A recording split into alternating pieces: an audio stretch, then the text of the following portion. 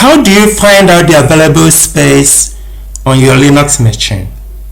The memory usage, the processes running, and what is eating up your CPU. In this tutorial, I'm going to show you some of the most useful commands you can use to find out this piece of information. If you are working in IT, you are working as a cybersecurity engineer, for example, any form of IT job that you have, you must have come across Linux.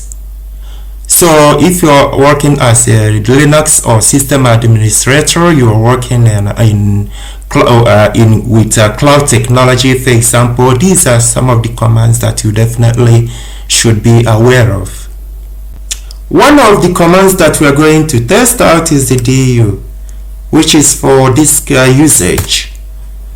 As you can see, it displays the usage of the disk. So you can also display this in a human-readable form. As you can see, the numbers have been displayed differently now.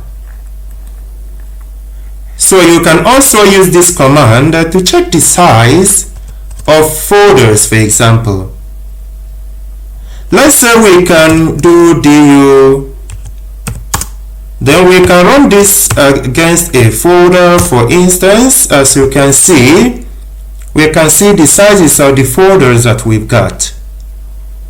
You can also summarize by adding s there. As you can see, we summarize it. So this is one of the very important commands that you need to know about. You can also check the disk free space using the letter df. As you can see, if you want, you can also use -h, for example, to display this. So as you can see, it's easier to read when you use the -h. For example, look at the available spaces, for instance, the way it is displayed here. But when you look at it here, you can see the way it is displayed. So when you use the -h, which makes it human readable, it's easier to read that way. Another thing you can check is the free memory space that you've got using the command free, as you can see.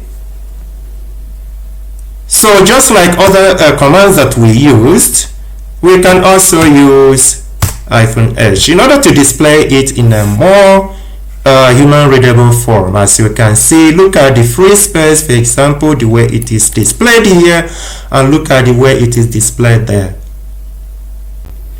Another command that you need to know about, which is very, very important, is the top command.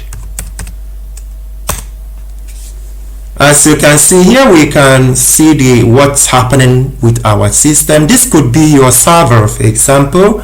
So sometimes things get slow, for instance, and you want to find out what is eating up the resources. So this top command is very useful.